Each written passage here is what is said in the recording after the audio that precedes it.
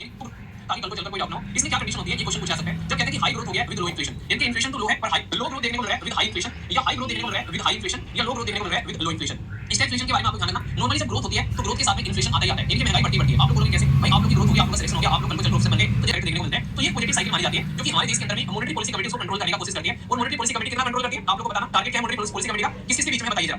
ये है बेसिकली 1 से लेके 6 के बीच में, 5 से लेके 10 के बीच में, 2 से लेकर 4 प्लस माइनस 2। तो ये जो रखा गया यहाँ पर, इसीलिए रखा गया। अब यहाँ पर स्टैगफ्लेशन का मतलब होता है कि एक तो ग्रोथ भी लो हो रही है और ऊपर से इन्फ्लेशन भी बढ़ता जा रहा है। तो इसको कहते हैं कंगाली में आटा गीला, कि भाई साहब एक तो वैसे इंसान जो है एक तरीके से आटा कम था, थोड़ा सा आटा बचा हुआ था, ऊपर से वो भी गीला हो गया, मतलब वो भी खराब हो गया, तो खाना कैसे बनेगा, रोटी कैसे बनेगी। तो कंगाली में आटा गीला आप लोग याद रखते हैं स्टैगफ्लेशन के बारे में, कि भाई साहब एक तो लो ग्रोथ हो रही है और फिर भी इन्फ्लेशन बढ़ रहा है। तो सोच के देखो कितनी खतरनाक कंडीशन होगी देश के अंदर, भी इन्फ्लेशन बढ़ रहा है, तो सोच के देखो कितनी खतरनाक कंडीशन होगी देश के अंदर में। तो ये कहीं ना कहीं इकोनॉमी के लिए सरदर्द हो जाता है। तो ये है इसका आंसर भी आप लोगों के सामने। तो इसलिए इसके बारे में याद रखना, क्वेश्चन डायरेक्टली आप लोगों से पूछ लेंगे, स्टैगफ्लेशन पूछ लेंगे, मतलब पूछा जा चुका है पेपर, आप लोग आगे देखोगे। तो यहाँ पर जो इकोनॉमिक ग्रोथ है वो ऐसा समझ लो आप लोग यहाँ पर कि एक तरीके से इकोनॉमिक कंडीशन जो है वो स्टैग्नेट हो जाती है, हाई अनएम्प्लॉयमेंट हो जाता है, हाई इन्फ्लेशन हो जाता है, मतलब सारी की सारी जो बेकार चीज होती है वो हाई आप लोगों को देखने को मिलती है। इस तरीके से आप लोग समझ सकते हैं यहाँ पर। तो इसके बारे में थोड़ा सा ध्यान रखिएगा। तो इसे मैंने डिटेल में आप लोगों को समझा दिया। तो ये आप लोगों को रूम के वाला क्वेश्चन है जिसने 400 कमेंट बाहर कर दिए। देखता हूं कब तक आप लोग ये मोमेंटम बनाए रहते हैं। ज्यादा कमेंट मत किया यार, मेरे को क्यों मेहनत करवा रहे हो। कल